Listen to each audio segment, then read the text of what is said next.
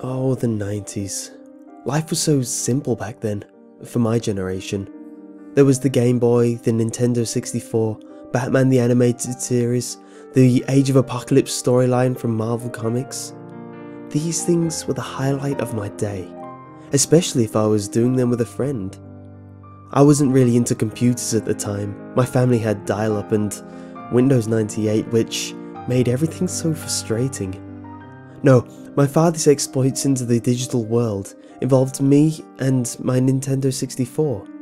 Super Smash Bros., Super Mario 64, Star Fox 64, Mario Kart 64 and Pokemon Snap were my favourites. After I'd thoroughly rooted out every secret in these games, the only one that kept my attention was Pokemon Snap. I constantly went through every level trying to get the best possible shot of all the Pokemon featured in that game. What intrigued me was the realism in that game. In all other Pokemon games, everything was synthetic. You couldn't walk amongst the Pokemon and see how they interacted. You could only have them in a ball or following you around. One could argue that Hey You Pikachu was more interactive, but on the whole, only certain words are recognised, and the scripted non-realistic events gave that game a disgustingly synthetic feel. The first-person 3D view of Pokemon present in Pokemon Snap gave everyone who grew up in the 90s something they could dream of, a chance to live in a realistic Pokemon world. So, eventually, we moved into a new house and got a PS2, DSL, and a computer that could run Half-Life. I moved on to bigger and better things, but would often look back fondly at the simplicity of my childhood. My N64 and all the games were put in a forgotten corner in the basement. This brings my story to more recent events. About a week ago, I was at my friend's house. He's one of those people who are well equipped in as many things. Wi-Fi, several computers, iPods, a Mac, drum set, a piano, a widescreen HD TV, surround sound, guitars, a PS3 and whatnot. He was one of the people I liked to whop in Super Smash Bros. Back in the day. Anyway, we were hanging out and he had something he wanted to show me. He powered up his Wii and one of the channels was Pokemon Snap, which he proceeded to load. He had recently downloaded it from the Virtual Console. As soon as I heard the fast theme song and camera flashes, I was overcome with an intense wave of nostalgia. Something I rarely feel these days, and really wanted to play that game. My friend loaded it up and selected Continue. For everyone unfamiliar with Pokemon Snap, the premise is that Professor Oak needs someone to photograph all the Pokemon on some island with many different environments. As you get more pictures and higher scores, new tools and levels become available to you, such as the apple, which acts as a bait, the Pestiball, which irritates Pokemon, and the Pokéflute, which wakes sleeping Pokemon. The player controls Todd, a character from the anime who is riding in a buggy on a set track. The buggy moves at a constant speed, and it is from this buggy that you must take your pictures. There are 63 of the original 151 Pokemon in Pokemon Snap. The levels, or courses as Oak calls them, range from a beach to a volcano to caves and rivers. The island is a very diverse place, but even with my extensive playing, the darkest parts had eluded me. Until recently, that is. So, Professor Oak said, "Welcome," in his creeperish voice recording. I always found it funny how the game had one of those one-word pre-recorded per voice, 2 or 3 sentences in the text box showed. Reliving our childhoods, we took turns playing a level and seeing who could get the best score. Soon, I had to go home, but I really did not want to stop playing. When I got home, I went down into my basement and dug out the old N64, along with a musty smelling cardboard box full of all the old cartridges, controllers, memory cards and rumble packs. God, I miss this system. I hooked up the RF cable to the TV in my room, popped in Pokemon Snap, and shifted the Pokeball on the position. A little more backstory here. When I got my N64, the Hey You Pikachu model was massively on sale at Toys R Us, and my mum decided to get it, as it came with the game. When you turn it on with the Pokeball switch, the Pikachu's cheeks light up. Also, his foot acts as the reset switch. It's pretty cool. Anyways, when I turned on the console, the screen remained static. I pulled out the cartridge and checked the chip. Sure enough, it was covered in this black gunk. I spent half an hour getting that nasty stuff off. It was at this point I first noticed something strange. After the substance was removed, the chip was red with black rectangles along the surface, which I assumed were meant to be contacts. None of my other games had this black stuff, and their chips were light brown with goldish contacts. There were other oddities with this particular cartridge. There was no official seal of Nintendo on the label, or anywhere on the cartridge. These are all on N64 carts, and most other Nintendo products from this era. Another thing was that there was no black label that usually contains the typical "don't play, you'll get seizures" kind of thing. The front label was also slightly off center. These should have been red flags, but I'm a pretty lax guy that just takes things in stride, so I didn't really care. At this point, I thought the game was ruined by the goo and discoloration, but I put it back in for the hell of it. To my surprise, the Nintendo logo popped up on the screen. We were back in business. So, the load screen came up and that upbeat theme song and camera flashes were playing just as they did earlier at my friend's house. It was then I noticed several visual distortions, which I thought were due to the damaged cartridge. There were 3 purple vertical streaks a few inches wide that went all the way down the screen, one on each edge and one down the middle. They were darker in the middle of the streaks, but you could see past them somewhat. I didn't mind that much, it was only a minor inconvenience. Next, I pressed start and, to my surprise, I found there was no continue option. I guessed my saves had been deleted by battery failure.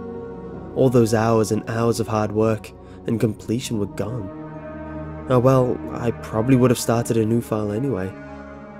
I started the new game and more strange things began to occur. I found myself in Professor Oak's lab. His features were changed. His eyes were black with no pupils and he had a stern look on his face. That, coupled with the purple distortions that ran along his left half, made him very disturbing. All the text dialogue was normal, but that pre-recorded voice bits I mentioned earlier were distorted. They came out slowly at a low pitch.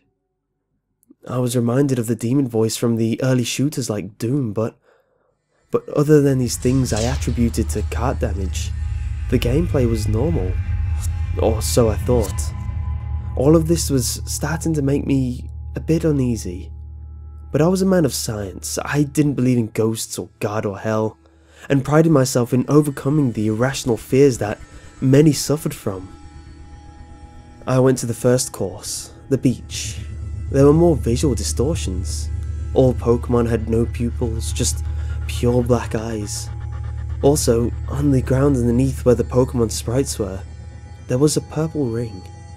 It appeared even under flying Pidgeys.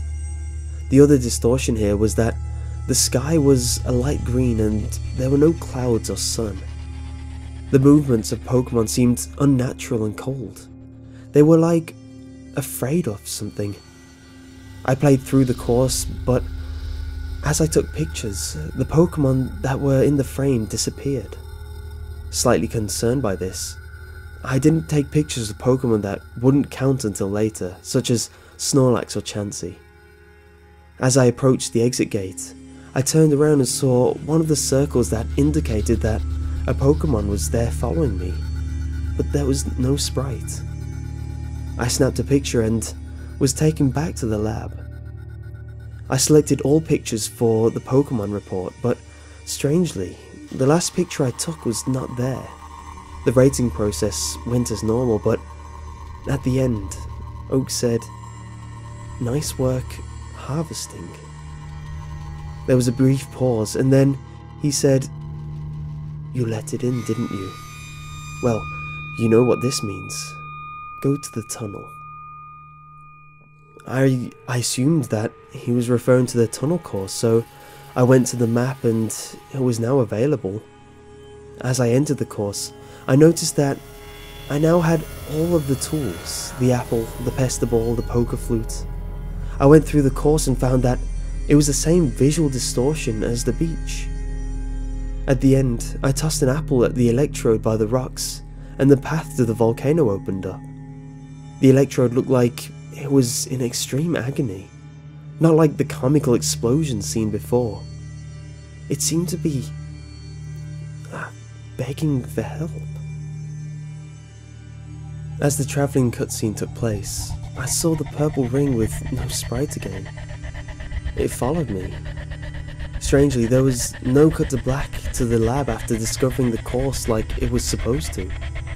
It just took me straight into the volcano level.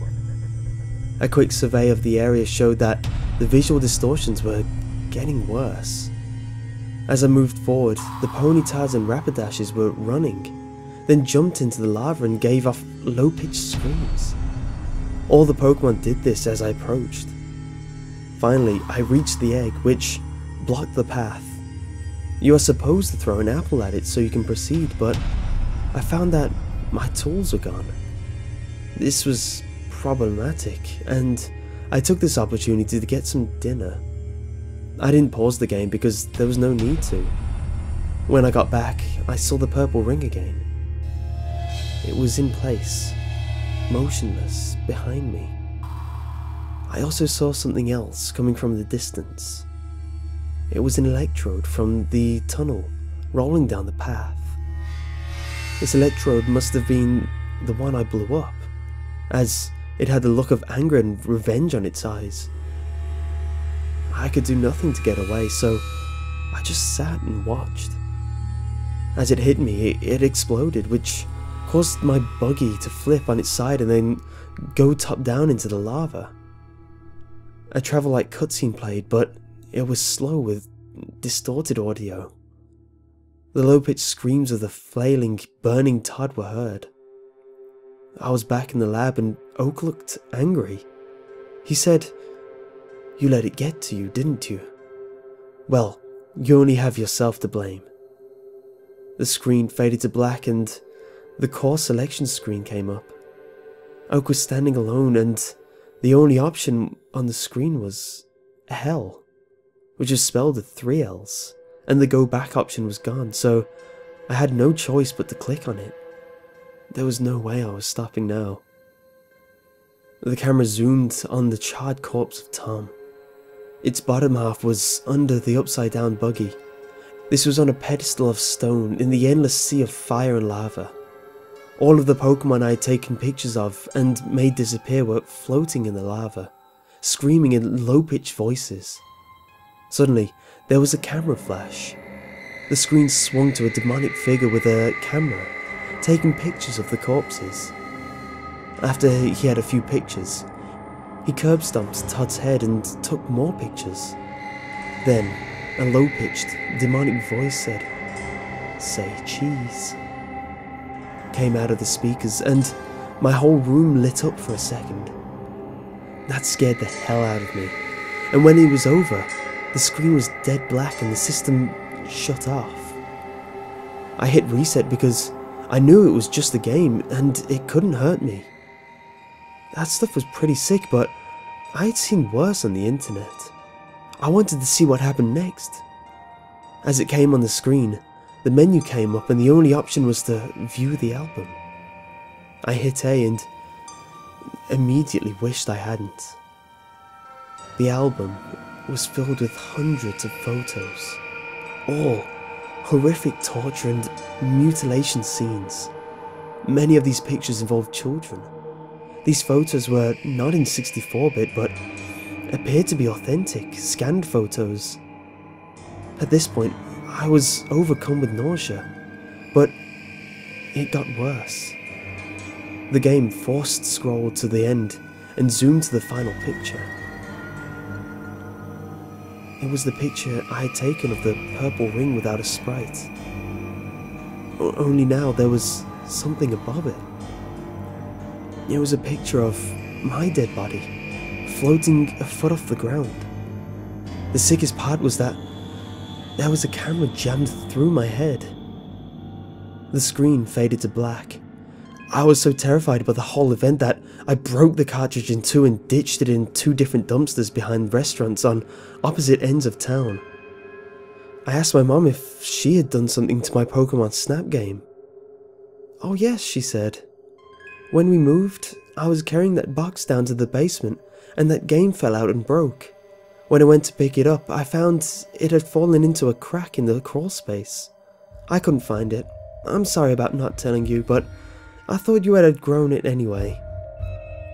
A look of shock must have come to my face because my mom asked what was wrong. "Nothing," I said. "I'm fine." I decided not to tell her. A week has passed and I'm bringing my story to the internet in hopes that it may help someone else or at least entertain. I do apologize for the length, but I feel that the details were necessary.